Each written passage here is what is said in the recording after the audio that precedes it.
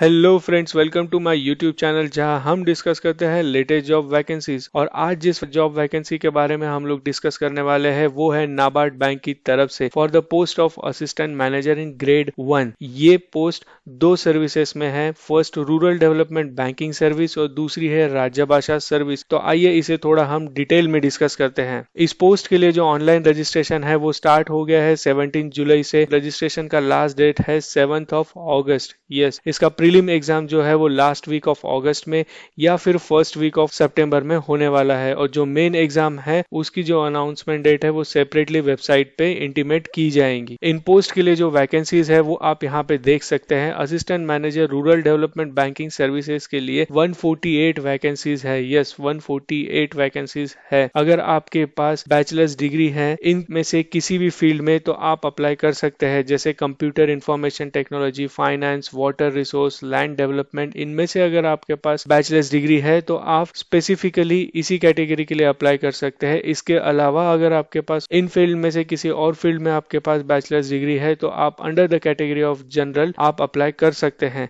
Second है assistant manager राज्य भाषा कैटेगरी के लिए। इस पोस्ट के लिए भी 5 वैकेंसीज है। Out of this 148 vacancies 8 vacancies जो है वो पीडब्ल्यूबीडी कैंडिडेट, जो डिसेबल कैंडिडेट है, उनके लिए रिजर्व की गई है। हम एजुकेशन क्वालिफिकेशन क्राइटेरिया की बात करते हैं तो अगर आपके पास बैचलर्स डिग्री है और आप उस बैचलर्स डिग्री में 60% मार्क्स आपने मिला लिए हैं तो आप इस पोस्ट के लिए अप्लाई कर सकते हैं। जो रिजर्वेशन कैटेगरी के कैंडिडेट हैं उनके लिए 5 से 10% का परसेंटेज रिलैक्सेशन दिया है। For the post of assistant manager in राज्य भाषा आपके पास जो बैचलर्स डिग्री है उसमें हिंदी और इंग्लिश ये सब्जेक्ट मेन होना चाहिए। इसी के साथ आपके पास पीजी डिप्लोमा भी होना चाहिए इन ट्रांसलेशन। जो पीजी डिप्लोमा है वो मिनिमम 1 ईयर का होना चाहिए। अगर आपके पास ये डिप्लोमा नहीं है तो आपके पास मास्टर्स डिग्री इन हिंदी और मास्टर्स डिग्री इन इंग्लिश होना चाहिए। और candidate should be able to translate from English to Hindi and vice versa. तो आपको अगर ट्रांसलेशन का एक्सपीरियंस है तो आप इस पोस्ट के लिए डेफिनेटली अप्लाई कर सकते हो। इस वैकेंसी के लिए जो एज लिमिट है वो 21 से 30 साल के बीच में है।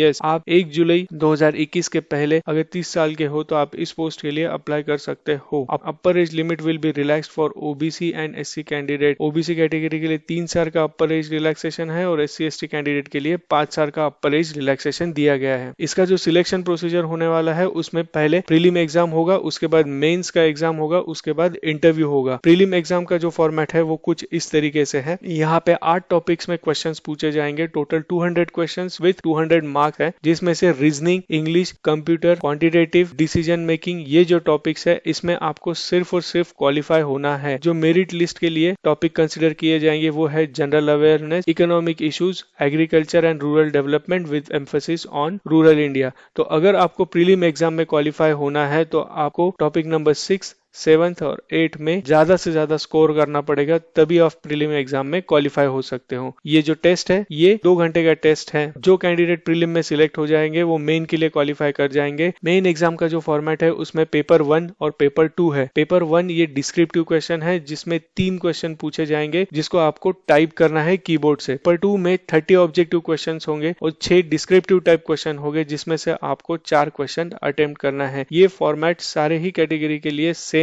है। अगर आप किसी स्पेसिफिक स्पेशलाइजेशन के थ्रू अप्लाई करते हो तो पेपर 2 में आपका स्पेसिफिक सब्जेक्ट आएगा, बस वही एक चेंज है। अदर देन दैट आपका मेंस का एग्जाम का पैटर्न जो है वो इसी तरीके से रहने वाला है। जो कैंडिडेट मेन में सिलेक्ट हो जाएंगे वो डायरेक्टली इंटरव्यू के लिए अप्लीकेबल हो जाएंगे। इंटरव्यू को 50 मार्क्स है। In main exam for every wrong answer 1/4 of the marks will be deducted. So आप मेन एग्जाम में ध्यान रखिए, नेगेटिव मार्किंग है। जो रिजर्वेशन कैटेगरी के कैंडिडेट है उनके लिए bank pre recruitment training organise करता है सेपरेटली। अगर आप इस ट्रेनिंग में इंटरेस्टेड है तो आपको सेपरेटली अप्लाई करना पड़ेगा। 9th ऑफ अगस्त के पहले ये आपका एप्लीकेशन पहुंच जाना चाहिए अगर आप इंटरेस्टेड है इस ट्रेनिंग में। तो अगर हम एग्जाम सेंटर्स की बात करें तो टोटल 33 स्टेट्स है जिसमें सेंटर्स अवेलेबल है। फॉर एग्जाम्पल महाराष्ट्र में औरंगाबाद, अमरावती, कोल्हापुर, मुंबई, नागपुर, नांदेड़, नासिक, पुणे, चंद्रपुर, सोलापुर, धुले, रत्नागिरी, इन सारे सिटीज में सेंटर्स अवेलेबल है। तो आपको चिंता करने की बिल्कुल भी जरूरत नहीं है। मैक्सिमम स्टेट्स में प्रीलिम प्रीलिम एग्जामिनेशन का सेंटर्स है। मेंस एग्जामिनेशन के जो सेंटर्स है इंडिया की मेजर 21 सिटीज है, मेंस एग्जामिनेशन के सेंटर है।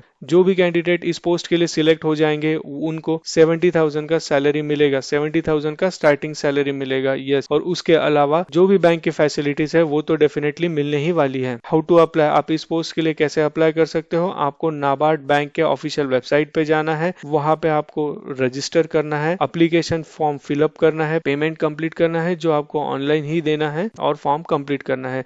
बस याद रखिए कि आपको 7 अगस्त के पहले आपका एप्लीकेशन बैंक को मिल जाना चाहिए। तो आज के लिए बस इतना ही। अगर आपको इस वीडियो में शेयर की हुई इंफॉर्मेशन इंफॉर्मेटिव लगती है तो आप प्लीज मेरे चैनल को सब्सक्राइब करिए, इस वीडियो को शेयर करिए और कमेंट सेक्शन में मुझे बताइए अगर आपकी कोई भी क्वेरीज है तो।